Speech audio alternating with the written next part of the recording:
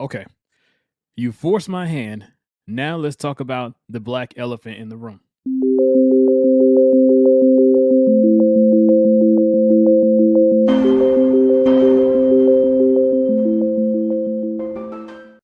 Welcome to Unifier TV, where truth has no fear. Let's talk about the big black elephant in the room.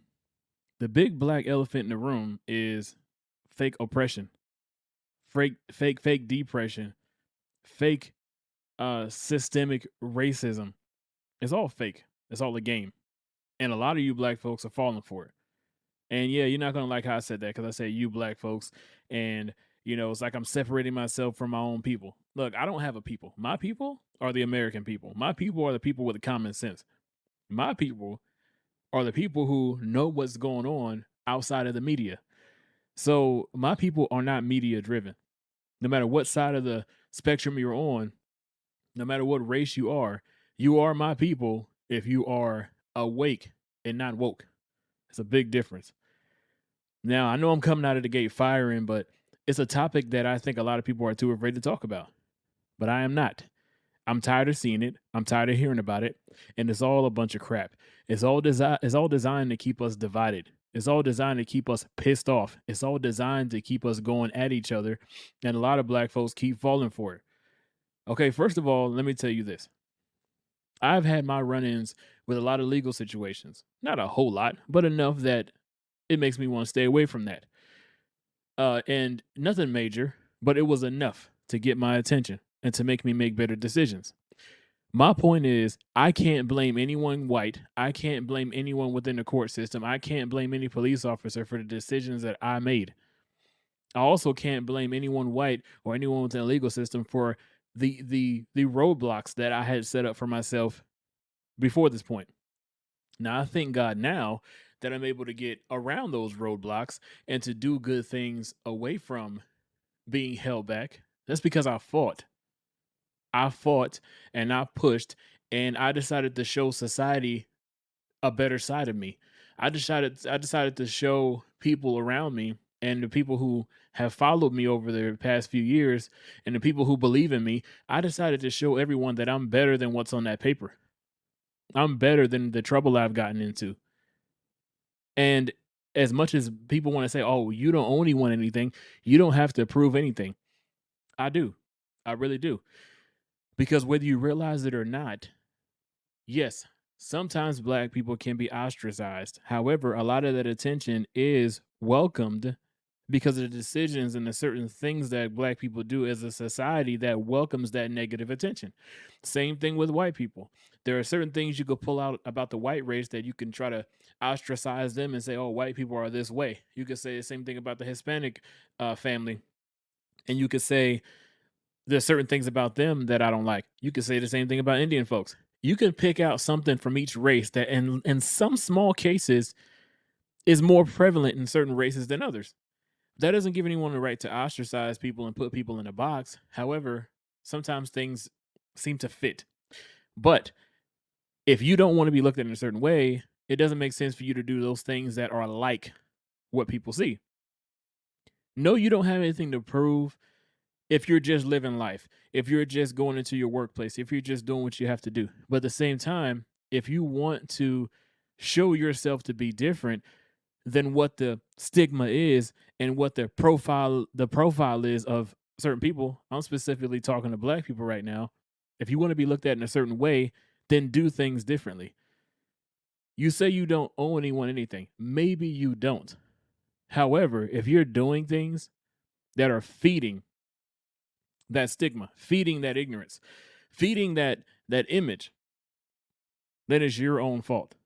I'm just going to put it out there. It is your fault how people perceive you because you could be that example for the race. You could be that example for your community. You could be that example for your workplace. But you think that you have something to prove to your people, but not others. This is where the problem comes in. Black people are so bound and so stuck on sticking with your people, sticking with your race, that you're doing the same things that fed the ignorance and fed the stigma in the first place because you're too afraid to be an individual. And that's where you lose out. That's exactly why stigmas stay the way they do, because black people are too afraid to separate themselves and say, I am an individual and I don't belong to this group. I don't belong to this image. I don't belong to my community. You could be a product of your environment, or you can make your environment a product of you. You don't have to stick in that area. You don't have to stick in that group. You don't have to stick in that thing that you grew up in just because you're used to it, just because that's where your family is, that's because of where all your friends are. You have a choice to rise above your community and do better. Yes, sometimes you have to jump through different hurdles because of where you were raised, because of how you were raised, because of lack of a proper support system, because you may have certain legal trouble. But that does not mean that you can't do it. The only reason you can't do it and won't do it is because of your mentality, how you allow yourself to think, the mindset that you allow yourself to be stuck in. You can and should achieve better than what your parents had, what your grandparents had, anyone else that came before you, or the people who are coming after you. You owe it to them to do better. But some of you won't because you're so busy trying to stick with your people. Stick with your people and see where that lands you. Where are you at now by sticking with your people? Where could you be if you decided to separate yourself and be an individual and do smarter things? You have to take all these things into consideration. Is it really benefiting you to want to stick by your people so much that you're afraid to do for you? You're afraid to do what's best for your family. It is unhealthy, it is ignorant, and it's exactly why black people stay stuck in the hole that a lot of black people are in, because they're too afraid to branch out and to say, forget y'all, I'm doing for my family. I'm going to do for me. I'm going to rise above. You're too afraid to do that because you don't want to be looked at as a sellout. I tell you what, it's not that bad. It's not that bad to be looked at as a sellout. It's not bad to be looked at as a coon, because it means you're an individual, and it means that you have risen above what you grew up in, the area you grew up in, and you want better. If people want to criticize you for wanting to do better, you don't need them anyway. You don't want them anyway. So if those people who treat you like that are not enough for you to want to separate from them because they don't want to see you do better, then you are the one most to blame for exactly where you are, for the reason why you haven't risen above that. Because if it's not enough for you to want to do better for yourself, and especially separate yourself from those people who don't want to see you do better, then that's on you. You cannot blame society for anything that you don't get off of yourself. I'm trying to choose my words. You cannot blame society for anything that you don't go out and do. The only limitation is you. There have been plenty of success stories where people who have been through the system and have done great things. Who were people who have been who did grow up in a rough neighborhood, in a rough upbringing, maybe a single parent home, maybe in an adoption the foster care system. They A lot of people have success stories where they rose above their former life and said, you know what, I want better for me. I want better for my children. I want to look better in society. Whatever your driving force is, find one. Because you're sitting around blaming society because you're black, saying they're not going to let us have it. Go get it.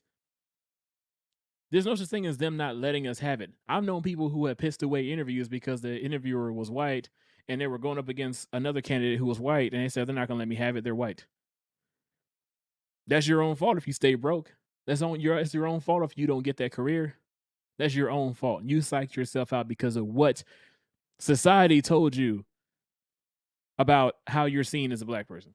You fell for it. You drank the Kool-Aid. No pun intended. Really, no pun intended. But the problem is that black people limit themselves because of how they allow themselves to fall into the hype of the media. Let me say this in closing. Black people are not under attack. Black people are not ostracized from society. We are beyond that time in this world where black people are looked at as lesser than. There are some people who do look at black people as lesser than. There are some white people who love black people. There are black people who hate white people. This is not a one-sided thing. How else would you explain black lawyers and doctors and successful people?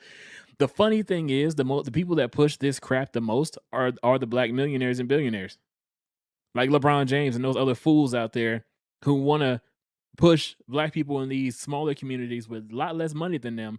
They want to help them believe the ignorance by saying you're underfoot. But instead of them trying to be the example of saying, "Hey, you guys aren't underfoot. Look at me. Look at my success story. Look at the businesses I own. I became a multimillionaire. I became a billionaire. How could we be underfoot when I made it to this point in life?" As opposed to them using their own lives as examples for people in those inner cities where they grew up, they're pushing those people in those inner cities to believe the hype. So they're not even wanting to be an example. That goes right back to what I was saying before. They're afraid to separate themselves and be an individual and be a hometown hero and to be that example that goes against the stigma. As opposed to doing that, they're going to be puppets, go with the stigma, and do whatever this institution, this administration, society, Hollywood, all that they're going to do whatever they say, whether they believe it or not. As opposed to trying to go back to those inner cities and help those people progress and say, look, this is not what you think. You can get there just like I did. You can get better than me. But no, they're helping them believe the hype. All the while, they're not even putting money back into those communities to help those people come up, but they're helping them stay enslaved by their own mentality. You guys have to get away from the ignorance. We are not underfoot. We are not bound. We are not held back. We are not ostracized. But what the reason why they're telling you that is because they want your vote. As much as they're wanting your vote, at the same time, they're trying to tell you that you're ostracized, you're hated, because they're trying to act like they're looking out for you. So that way you can vote their way. All the while, what have they really given you? What have they really done for you other than piss you off around voting time so you can give them what they want? If think about this. The last thing I'll say, think about this. If they hated you as bad as you think, why would they okay, so you can't have it both ways. Think about this. You can't have it both ways. Black people say that white people hate them. However, whenever white people dress black, talk black, white girls date black guys and they say it's a problem. If they hated you so much, why are they doing the things that are relative to your demographic? If they hated you that bad, why are they doing things that in your eyes are more attached to the black race? You say they hate you, but now you're saying they want to be like you too. You can't have it both ways. You cannot get mad at white people for dating black men, for talking black and for acting black and all that crap. People are who they are. My thing is you can't have it both ways. You can't say they hate you and then say they want to be like you. That's because you're media driven. You're ignorant and you don't know it. Or maybe you know it and you just don't care. Whatever your problem is, you are the reason why you haven't progressed in life. But we are not oppressed. We are not underfoot. We are not held back. The only reason why we are held back is because black people don't support each other. They try to outdo each other rather than praise each other's accomplishments. They want to try to look better. They want to try to talk better. They want to try to make more money. They want to try to drive a better car. They want to try to go to a club and outdo them when it comes to shoes and dresses. This is why black people can't come up because they're so busy trying to compete with each other rather than try to help each other come up. That's exactly what's holding down the black race is the black race. The race is holding down the race. You can't blame anyone else for your shortcomings but you. So if you're not ready to come up, if you're not ready to do better, then that's on you. But if you are, look in the mirror because you are 9 times out of 10 the problem.